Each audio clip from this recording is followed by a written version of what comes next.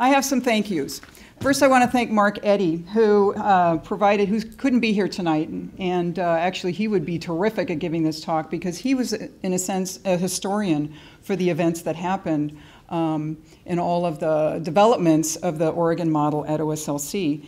And he shared with me all of his historical information and old photos and really brought me up to speed, so I'm very grateful to him. I'm also grateful to Tom Dishion, who shared an important and very helpful paper that he recently wrote with Marion Forgetch and Patti Chamberlain about the evolution of the Oregon model. And I found it very helpful. And I know Patti is in here in the room somewhere. And welcome, Patti. It's good to have you here.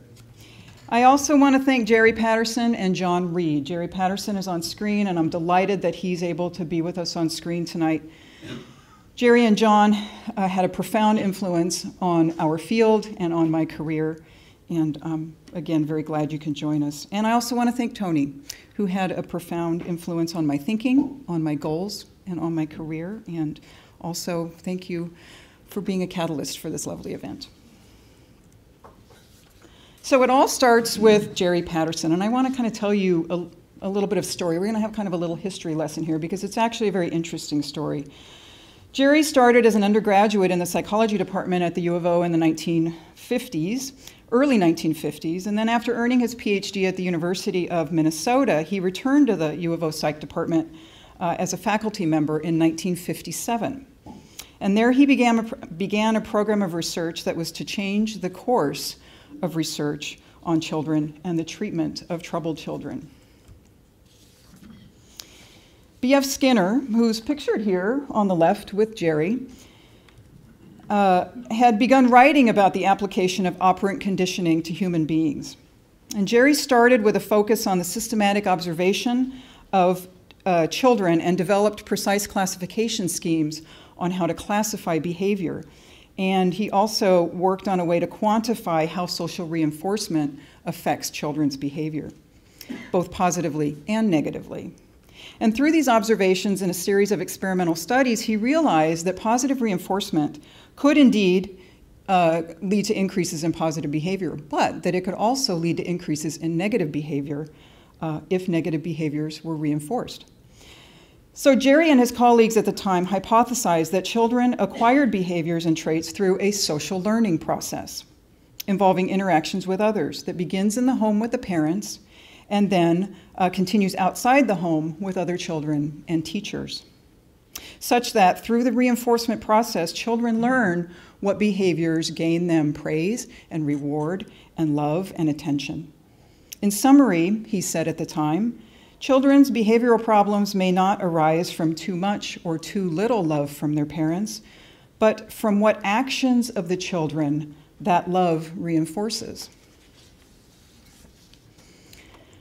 This theory then was applied to therapeutic approaches with children with behavior disorders in a series of case studies in which they worked with the parents to elicit and then reinforce positive behaviors, therefore increasing the desired behaviors and reducing negative behaviors. And this was actually quite revolutionary, as Tony had mentioned, because at the time, the prevailing clinical wisdom or clinical approaches for child therapy were solely focused on talking or playing with the child and not the parent. And they were quite psychoanalytically oriented and were not science-based or systematic or particularly effective. John Reed arrived at the University of Oregon for graduate school in the early 60s, and he and Jerry began to have many fruitful discussions. And Jerry served as the advisor on John's dissertation, which led to a lifelong collaboration between them. Well, then some difficult departmental policies at the time in the U of O Psych Department drove Jerry out of the Psych Department in 1965 to join the newly formed and growing nonprofit Oregon Research Institute. Founded in 1960, ORI was growing steadily, providing a focused environment for behavioral research. And at the time that Jerry joined in 1965, the projects that were happening encompassed two broad areas of focus. The first was personality assessment, led by Lou Goldberg, who's on screen there in the lower left, and human judgment and decision-making, led by Paul Slovic, who is also here in the room. And I forget where Paul's sitting. There he is, right there, yes. It's delightful to have you both with us. And then in the mid-60s, advancements in human behavioral research were progressing rapidly. And Jerry and John were basically riding the crest of the wave of behavioral movement that was sort of taking hold broadly. And two particular important advances were, first, recognition of the importance of social reinforcement on the behavior of children. And then the second was the articulation of a framework for the core principles for behavioral interventions, which I have listed here. First, a focus on specification, clear specification of the behavior that you're trying to change. And then careful baseline observations, very careful measurement so that you know exactly how often that behavior is happening, so you'll know whether you're changing it or not. The third is to target the parents as the target of intervention rather than the child, and assisting the parents in systematically altering the consequences for the behavior. And then finally, to continue to observe and measure that behavior so that you can assess the degree of change that you're affecting in the behavior. A distinguishing feature of the Oregon group's behavioral approach was careful attention to measurement, daily measurement of the children's behavior to guide the intervention. And this daily measurement process provided insights into the dynamic family processes that contributed to the children's behavior problems, and then that formed the foundation for coercion theory. In particular, the role of negative reinforcement in escalating problematic and aversive behavior in the context of conflict was revolutionary and groundbreaking. Jerry and his colleagues showed the world how a child can learn to get a parent to back off by screaming, tantruming, generally being belligerent, and how a parent inadvertently reinforces this obnoxious behavior by backing off, which of course then increases the likelihood of future problem behaviors, and eventually, as the child continues to escalate, the parent gives up trying. So John Reed returned to join and formally join Oregon Research Institute in 1971.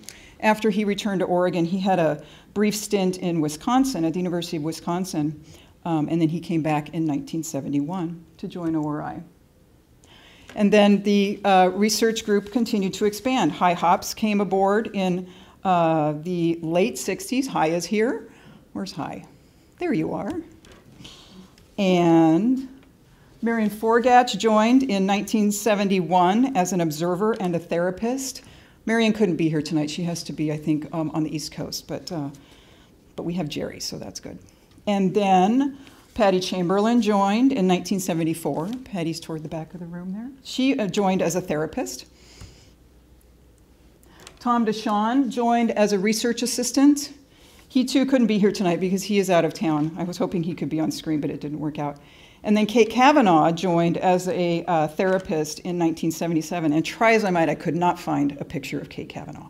Although I have to say that apparently one of the characters in the 50 Shades of Grey movie was named Kate Kavanaugh. So when I did a Google images search for Kate Kavanaugh, it's like, okay, she's very pretty. And young. Oh, too funny. And then Bev Fagot joined as an investigator in the early 1980s while retaining her U of O appointment in developmental psychology. Lou Bank joined in 1982, Deborah Capaldi in 1983. Deborah was the project manager on what is now a very influential Oregon youth study, and I'll say a bit more about that in a bit. Whoops, there we go. So in 1977, after a period of growing pains and some turmoil at ORI, several scientists departed ORI to establish themselves in new independent research organizations. Jerry, John, and their colleagues were included in that exodus.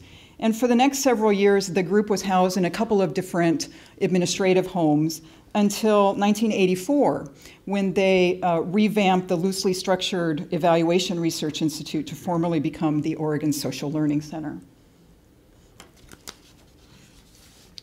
And the basic research continued at OSLC with the Oregon Youth Study, and the team continued to work on development and reinforcement of various parent training techniques. And the clinical case studies of the mid-60s that had laid the foundation for this work were then followed by larger and increasingly complex and ambitious studies, including randomized control trials, and with increasingly troubled families and youth, and trying out different variants of the intervention model. All this intense and focused activity resulted in a series of seminal publications on the coercive family process, the development of antisocial behavior, and the Oregon model of parent training. And of course, then there was increased attention and prestige paid to the work being done here. So let me just describe for you the essence of the model as it developed over the course of these many years, as it was enriched and added to and elaborated upon as the science grew. So essentially, antisocial behavior is seen as a process that builds and expands in a cascade of negative effects that starts with relatively mild problem behaviors and then cascades into very serious forms of problem behavior. It starts early in the home between the parent and the child. The parent does not respond skillfully to the child's misbehavior. Then the child learns to get their way through being aversive or unpleasant or belligerent, and then fails to learn good self-regulation or self-control. And then when they move out into the world of peers and school, that lack of skill, of positive skill, and their repertoire of negative behavior starts to get them in trouble with teachers, and it makes them not very likable with their friends. So they experience a fair amount of peer rejection because the kids really don't like them very much. They're not fun to be around. And so at this point, this is like early, generally sort of late elementary school, they start to make the transition to delinquency by early adolescence. Because as they're rejected by the bulk of their peers, they begin to congregate with other troubled youth, a deviant peer group, as you will, or the wrong crowd. And then that progresses on to experimenting with those kids with all kinds of behaviors like early delinquent behaviors, early or risky sex, and substance use. Parents find it increasingly difficult to discipline these kids or to supervise them or to monitor them. And often the parents will vacillate between overly harsh discipline and overly lax discipline, eventually giving up altogether. So at the point that the kids do not have good strong adults in their lives, they generally disengage from adults, and then they are heavily reinforced by these deviant peers. And problematic behavior escalates, often resulting in a police record and/or substance abuse. A key feature of the Oregon intervention model is the emphasis on supporting parents or other caregiving adults in deflecting this trajectory through building skills in behavior management. And another key feature of the model is the recognition that parents struggle with their own adversities and their own difficulties and challenges, such as emotional problems, fractured relationships, economic hardship, and substance abuse themselves, which can make it all that much more difficult to be calm and steady and positive and involved parents.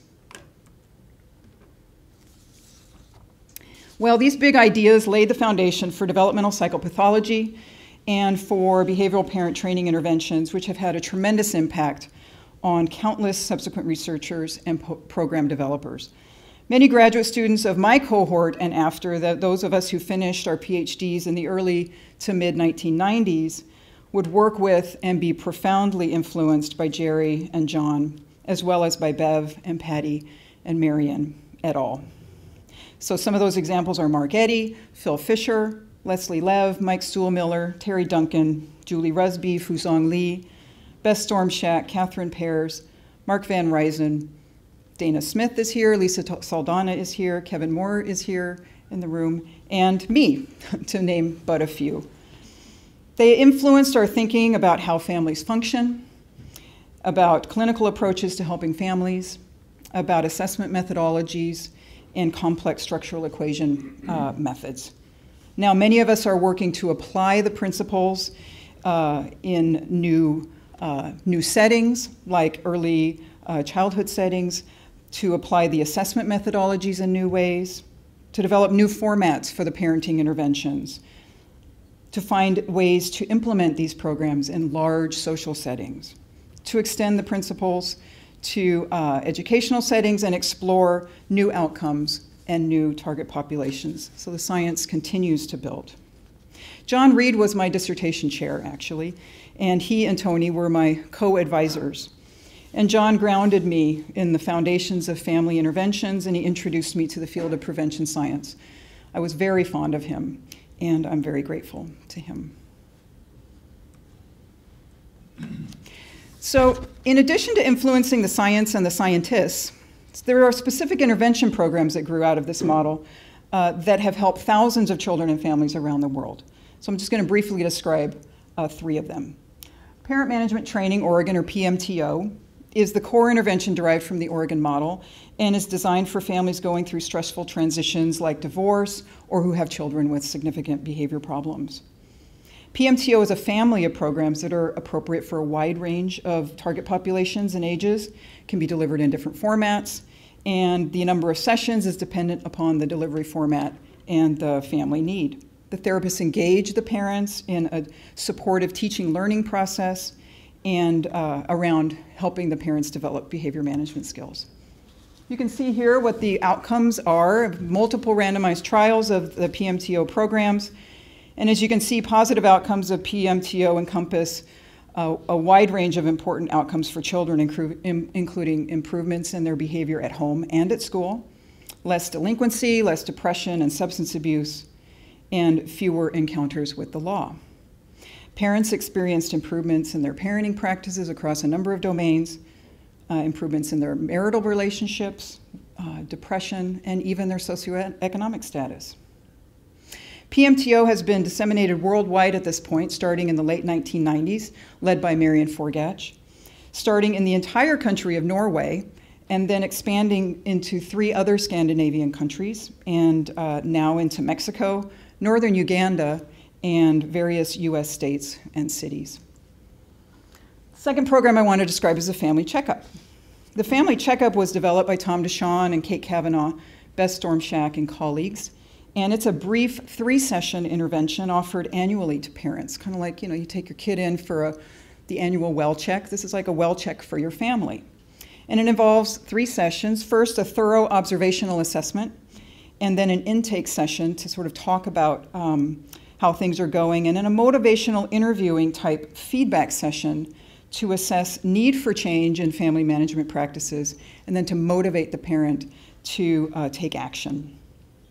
And then there's a menu of evidence-based parenting supports that are offered from which parents choose, which allows parents to choose the right dosage of intervention that meets their needs. And there are versions for early childhood and for middle school. So in randomized trials, the Family Checkup delivered to families of young children showed reductions in children's oppositional and aggressive behaviors. And then when delivered to high-risk middle schoolers, you can see showed improvements in academic achievement, parental monitoring, and family relationships, and reduced antisocial behavior out to age 18 and drug use out to the mid-20s, which is pretty impressive for a 3-session intervention delivered in middle school at age 14. And then the third program I want to describe is Treatment Foster Care Oregon, which was developed by Patti Chamberlain, and focuses on children and adolescents who have been removed or are about to be removed from their home because of serious problems in the home or with the child's behavior. The youth are placed in specially trained and supportive foster homes, and the program staff train and supervise and then intensively support the foster parents in providing positive support and involvement, mentoring, supervision, and consistent limit setting for the child in their care.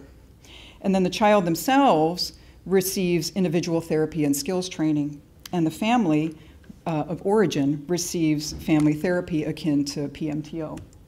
Here you can see what the results are of the treatment foster care program. Rigorous studies, many of them evaluating the effectiveness, have shown that TFCO reduces externalizing and internalizing behaviors, deviant peer associations, which is very important for this group because these are high-end kids.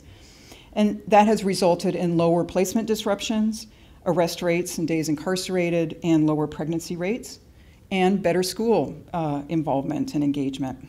TFCO with young children, there's a version for young children as well, and that has shown positive outcomes on children's attachment to adults and also their physiological response to stress. So it's even impacting their physiology. And the large-scale implementation of TFCO has occurred in England and Sweden, California, and New York City. So this story shows a remarkable progress we have seen in the Oregon model of behavioral parenting interventions. And over the past 40 to 50 years, really, in which the team of luminaries have systematically moved from theoretical development to the design and testing of effective clinical approaches for serving a small number of families, to then the development of a range of interventions that can be deployed in large-scale service systems, potentially reaching thousands of families. And each step forward in this practice feeds back into the research to further develop the theory and further improve the programs. The impact of the Oregon model and these big ideas first articulated by Jerry Patterson and his colleagues doesn't stop there, though. They have had profound influence on the development of other evidence-based parenting programs, such as the Incredible Years, Guiding Good Choices, Triple P Positive Parenting Program, and Strengthening Families Program 10 to 14. All of these are highly regarded, well-used, evidence-based parenting programs that have themselves reached a large number of families. So if you think about the number of families and children positively affected by all of these evidence-based parenting programs combined, it's really inestimable, but it has to number in the hundreds of thousands. And that's quite a legacy. So finally, I think it's fair to say that a good deal of the research done here at Oregon Research Institute traces its roots to the early advances being celebrated tonight. Whether it's our research on technology-based parenting support programs, improving early childhood settings to promote children's social-emotional development, understanding family dynamics that contribute to teen depression, treating teen depression or teen substance abuse, the use of observational methodologies, promoting healthy lifestyles. These are all research areas at ORI that can trace their roots directly to the kinds of behavioral advances that we're talking about tonight. You know, it's interesting, there's also been a huge impact on the local community of the work that we've done here. Since 1984, that's as far back as I could get numbers, but that's pretty good. That's 30 years ago. Since 1984, approximately $400 million in research funding has come into ORI, and approximately $215 million into OSLC since 1984. You put that together, that's $615 million in the last 30 years into the Eugene Springfield community, just from these two nonprofit research institutes doing behavioral research. I think that's pretty impressive. So what was that magical juice that fed these advances? You know, it appeared to be some kind of special confluence of incredibly smart, dedicated people, a committed focus to the iterative process of theory development, science, and intervention development and testing. There were settings which allowed stimulating interactions with colleagues who pushed each other. And there was an exciting zeitgeist, I think, of the time as the behavioral revolution ushered in new ideas, new approaches, new advances, and new funding, to be honest. But the luminaries of behavioral research in Eugene being celebrated tonight have shown us what's possible. So one question we talked about as we were thinking about this event is, how do we continue to create the conditions that continue to foster these major advances in behavioral sciences? How can we carry on the Eugene tradition of having an outsized impact on bettering the world? So 3 things come to my mind.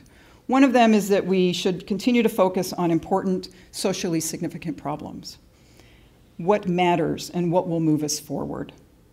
The major advances now may not be developing new programs, but to advance our theories and methods with regard to how we get effective programs out into the real world. The second is to use an iterative process of theory development and intervention development, using science to improve the intervention and using the intervention to improve the science. And then the third is a collaborative research environment. Talking, sharing, pushing each other, cross-fertilization, a supportive environment that facilitates the research getting done. You know, it's so easy to stay in our silos. It's so easy to get stuck at our desks in front of our computers just to keep up with our own workload, running the treadmill of grant proposals to try to stay funded, and managing these complex projects that we're involved in. But in preparing for this talk, through reading the historical documents that I was given about the early collaborations that led to these breakthroughs, I came to appreciate anew the value of a collegial environment that's rich with talking and engaging and sharing ideas and pushing each other and expanding our frameworks. So I'm interested in hearing what your thoughts are about what you think would create the right conditions to help us continue to move forward. And then there's one more thing I want to say. The last thing I want to say is thank you. I want to say thank you to Jerry. I want to say thank you to John. I want to say thank you to Patti and Tom and Marion et al. For your tremendous contributions to improving the lives of countless children and families all around the world. Thank you.